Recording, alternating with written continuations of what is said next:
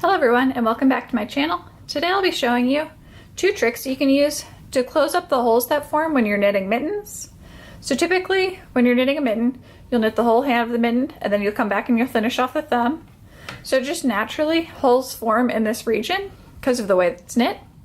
So I'm going to show you two different tricks that you can use to kind of prevent those from happening, or if they do happen, how to close them and tighten them up. So the first trick I show you is one that you can do as you're beginning to knit the thumb. So once you've re-picked up all these stitches, just something that you can do when picking up a stitch in the middle. And then the second trick I'm going to show you is something that you can do after you've already finished the mitten if you've noticed that holes are forming here.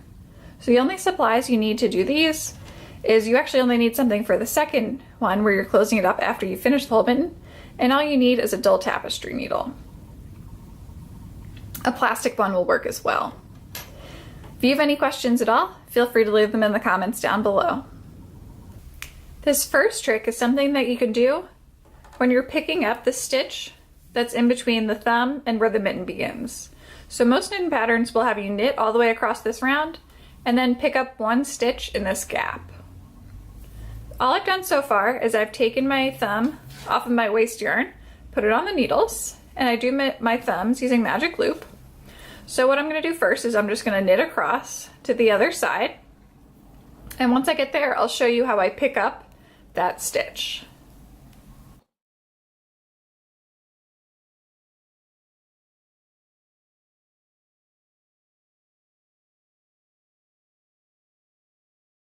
I've just finished knitting all the way across that round and I'm ready to pick up the stitch in this gap. So how I like to do it is I actually like to pick up one from either side and then knit them together. So typically what I'll do is I'll find the highest bar that attaches to the thumb and then I'll pick one above that. So it looks like this bar right here goes into that kind of light purple stitch. So I'd probably pick up this kind of orange and brown on this side.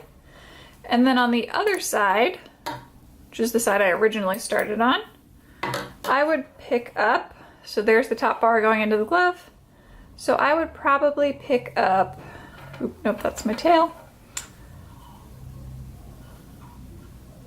I'm gonna actually pick up this one right here because I feel like that one looks the most secure to the mitten.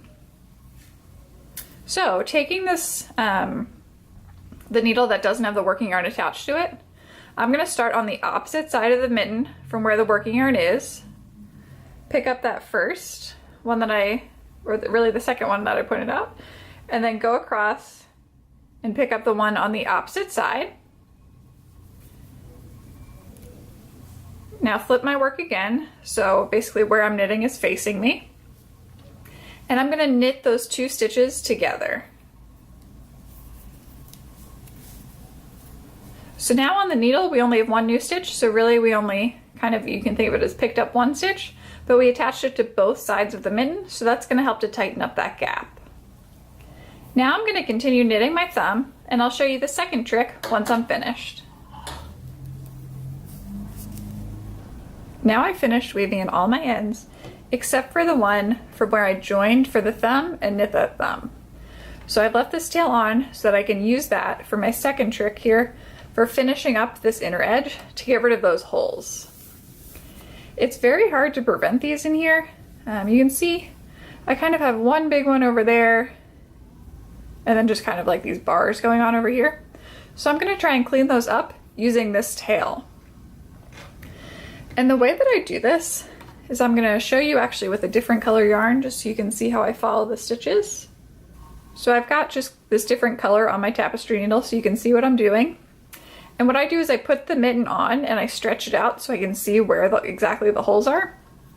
And now of course I would be doing this with this actual tail, but just so you can see it best, I'm going to do it with this light pink color. And what I do is first I'm just going to pick kind of anywhere in here just to start off. Typically it would be where your tail is coming out. And now you're going to want to follow a stitch.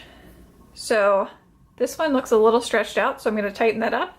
And I can see that this bar goes up, then it goes under here, and then comes out the other side. So I'm going to follow that one along. And then it comes back down, goes into here. And then I'm actually going to pick a different place for it to come out again.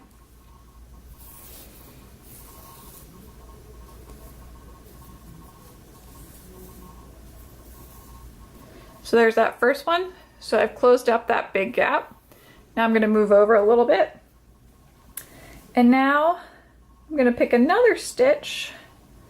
So let's say I'm going to do this big one in here to close up this hole. So I'm going to take my yarn from here, go underneath both of these,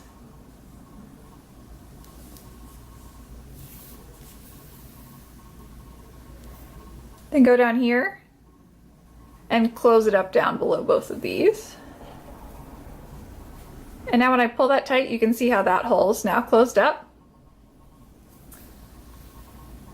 And now on the other side of my mitten, you can see that I kind of have about 2 holes over here. So I'm going to need to get over there somehow. So to do that, I'm just going to go back underneath, kind of following one of these twisting stitches a little bit, and then come out anywhere over here. So I'm kind of generally following the stitches, but I'm also switching it up whenever I need to go somewhere new. Because it is the same color yarn that you'll be doing this with, so it doesn't actually matter so much exactly where you end up going. So I'm going to try and close up this one that I have here. I'm going to go underneath here first.